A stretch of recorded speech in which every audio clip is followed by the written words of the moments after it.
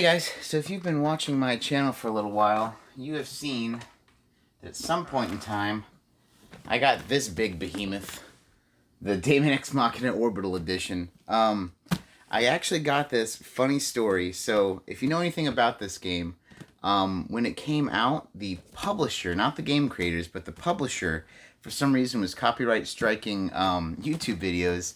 So no one made videos because they're all getting taken down. So everyone was like, I'm not going to make a review on it. I'm not going to waste my time. A small channel like myself, you know, I'm like, I'm not making any money anyway. So I don't know if that had anything to do with this or not, but usually importing games is pretty expensive. This collector's edition was already more expensive, of course, but then importing it would have been very expensive. For some reason, I don't know why, I passed on the game, not because I wasn't interested, but at the time it was like a lot of stuff was coming out. But I ended up going on YouTube, on eBay, and I saw that there's not a eBay like seller, like an individual, but like a store who sells on eBay, who had like a ton of these, and they did a weird flash sale for like the price of the regular game. So basically, you know, $60 got me this, and then I had to ship it from Australia. But, yeah, I couldn't pass that up, because I was like, you know what, this thing's pretty cool, you can't get this in the United States anyway. So, I've been meaning to unbox it for a while. I'm actually about to take a big trip, so I'll actually have plenty of time to play it on the flights. So, I'm going to go ahead and let's open this guy up together like we do, see what's inside this behemoth, and, you know, and then after that, we'll get into a little review of it.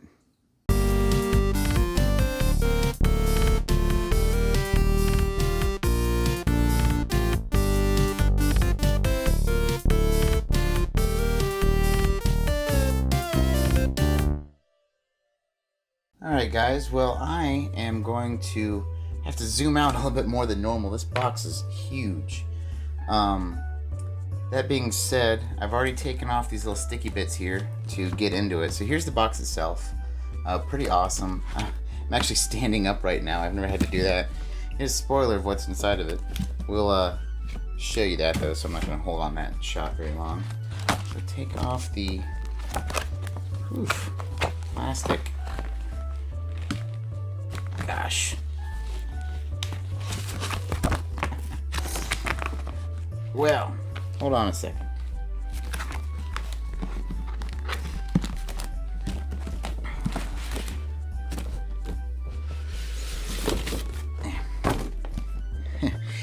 Easiest way was to dump it out on the couch. So it looks like it has kind of hinges that open. So let's go ahead and open it the way it's supposed to. And whoa. That is freaking cool. Holy crap. Wow. It looks like there's a drawer here. Let's see what the drawer has. Went the way it's supposed to. Alright. So the drawer has the... Okay. Oops. Has a art book that... It's not hardback, but I mean, full color. That's really nice. I won't go through a lot of this because I don't know. You know what? If you guys want me to go through the whole thing, leave a comment in the comments section, and I'll make a quick little video of just going through every page. I just don't want to waste you guys' time now if that's not something y'all want. I do like the foil on the letter though. It's pretty cool. So, put that aside, we have a dope steelbook. Holy crap, that is freaking awesome. Holy man, I want to say some worse words, but I do want to be PG. Whoa, that's nice. That's real nice. Awesome. And the game itself, which, well, that's weird. The game doesn't actually have a wrap on it. You know, I had my little X-Acto knife to open it up, but it's already pre-opened. Has a cool reversible art, once again, of course, no spine. There's the game, Peggy 12. It doesn't matter, Switch is region free, so I can play this in here. That is cool. Let's see if I can get this figure or statue, whatever you want to call it, out comfortably. Ugh.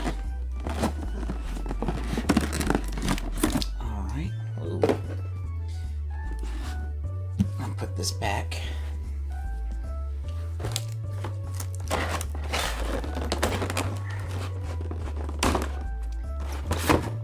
Alright. Wow. I'm actually gonna probably take the phone out of this holder and pan around this thing. I mean, just to see it real quick. Very nice. Very good sense of scale. Let's see if I can't take this guy out here.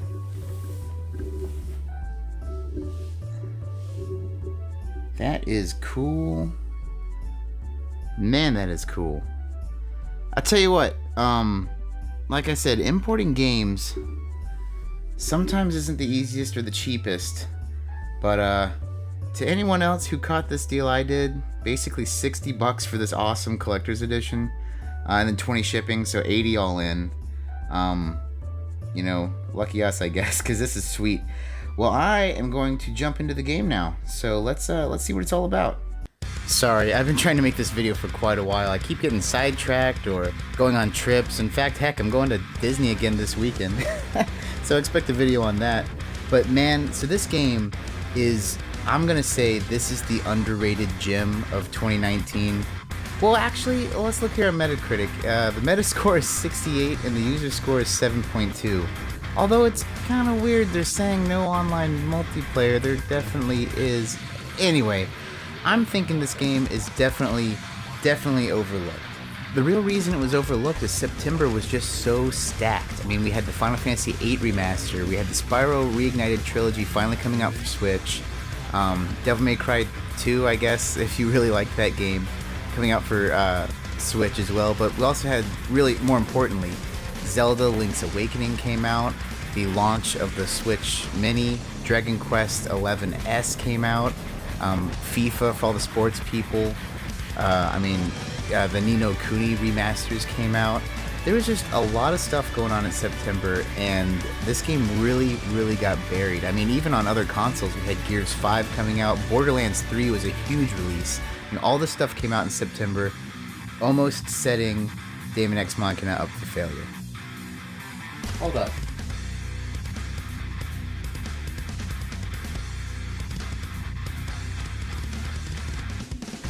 Oh man, sorry. This music is sick nasty. This is like the most genty kind of breakdown. Oof. That just had to be its own clip. This had to be its own thing. The soundtrack is amazing. The first thing I gotta say about this game, it is beautiful. I love cel-shaded graphics. I think it is one of the best, easiest ways to preserve graphical fidelity for generations to come. I mean, I can play Jet Set Radio Future on my Xbox today, and it looks just as good and will continue to look good as when it first came out. And I think they made the right choice here making it that way, because it definitely looks really amazing. Other than that, you can really tell that this is the spiritual successor for Armored Core. If you are an Armored Core fan, you are going to love this game. I'm a huge fan of Armored Core, especially 1 and 2 on the PS1. Those are actually my original games in the series. But the controls are really tight.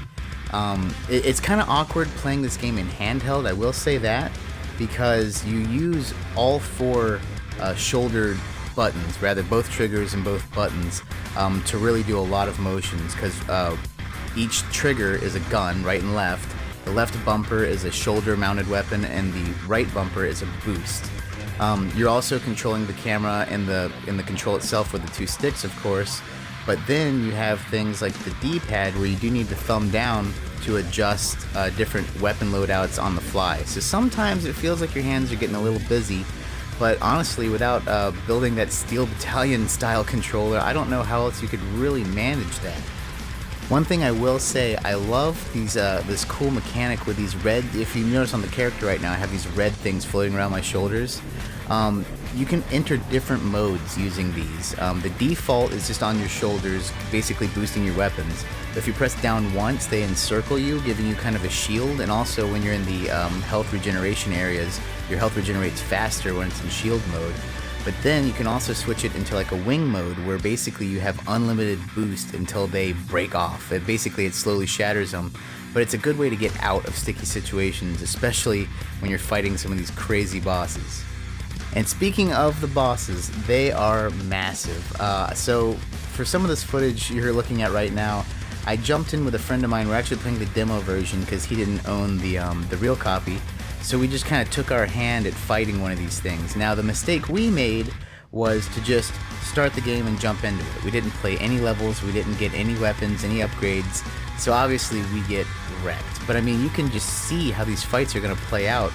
Some of these massive bosses have multiple weak points, multiple phases, and it's really cool. Later on, just for kicks, in fact, I'll probably show some footage, maybe around now, or who knows in this video. I'll edit it as I go, but I decided, hey, I want to see one of these things go down, so I popped in the real game, and I went on the online multiplayer, and basically got carried by 3, badasses with their crazy robots. So it was kind of funny because I died immediately, but then I could switch my camera to them and kind of watch what they were doing and see what kind of weapons they were using, what their strategies were. It was really, really quite cool to see. And there are a few really cool aspects of the multiplayer. If your robot gets knocked down, basically someone else can fly over and bring you back up to half health. In the time that you're waiting for your robot to get brought back, you can actually leave your robot itself and then just the human character that you kind of made in your character customization. As this person, you can set down traps. You have a little weird weak gun you can shoot. You run around. It doesn't seem too entirely useful, but it's better than doing nothing. And then also, you can either wait in your robot for it to be regenerated, or you can leave, someone else can bring your robot back, and then you can jump in it later. So that's kind of a very cool feature to make sure that you're at least doing something if you get knocked down. But on the subject of customization, so far I've found 2 ways to customize your robot. Basically, you can salvage weapons from downed robots during the main story campaign. Or another thing you can do is you find blueprints during some of these battles. And with the blueprints, you can purchase basically the upgrade to get the new pieces and parts you want. Also, as you beat missions, you unlock new paints, decals, and all sorts of other stuff to really customize your machine. And it's quite cool because you can not only, with the decals, you can not only resize them, but you can rotate them, move them around, so you can really make your mobile suit your own. They didn't just stop there though, you can actually upgrade your pilot. So, as I kind of mentioned earlier, you can get out of your robot and run around on foot. Well, you can actually upgrade your pilot. It has its own skill tree, where you can get things like a double jump, or sprinting faster, or maybe an extra trap or extra grenade. And the weird thing is the modifications actually change how you look. So early in the game, I actually got the double jump ability, and to do this, they cut off my legs at the knee and replaced them with like mechanized robotic legs. It's pretty crazy. But once again, it's just kind of these cool details that make you more immersed in this world that they've created. Kind of wrapping up my thoughts though, another reason that this game was really overlooked, besides all of the stuff that just came out at the same time, really is the fact that the publisher Marvelous, when this game came out, for some reason was copyright striking all YouTube videos on it. So all the big channels, all the people that are trusted for reviews, no one wanted to waste their time making a video because, why would you make something and put time and effort into it just to get demonetized? I think that hurt the sales, and I also think that hurt it getting its name out there, which is a real shame because what we have here is a really solid game. It's just a really fun time, especially playing it with friends online, even if Metacritic says it does not have online multiplayer. I do think this is actually a good thing though for you, the consumer. Now, while some games fly under the radar and then they become really rare and really expensive, this is a big kind of AAA game.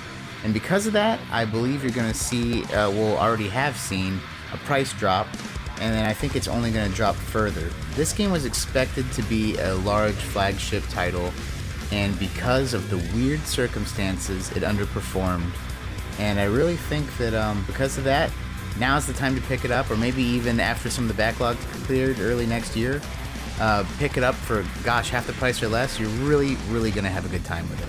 So, although this thing is a behemoth, I definitely think it is awesome. If you can get lucky enough to pick up the limited Orbital edition for cheap, do it. If not, you gotta pick up this game. It's really awesome.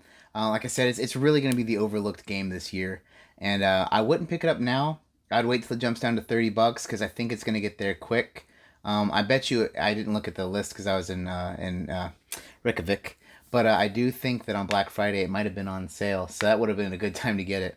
But once again, as always, thanks for watching, guys. I'm going to be going to Disney this weekend, but I should have a video uploaded, so hopefully you guys will enjoy it. Hopefully I'll make one. I haven't missed one yet, so if anything, I'm consistent. Anyway, as per normal, if you guys are stopping in here for the first time, and you like what I'm doing, subscribe, please. Ring the bell. Leave a comment if you like this game, or if you played Armored Core, maybe you want to talk about it. And hey, as always, take it easy.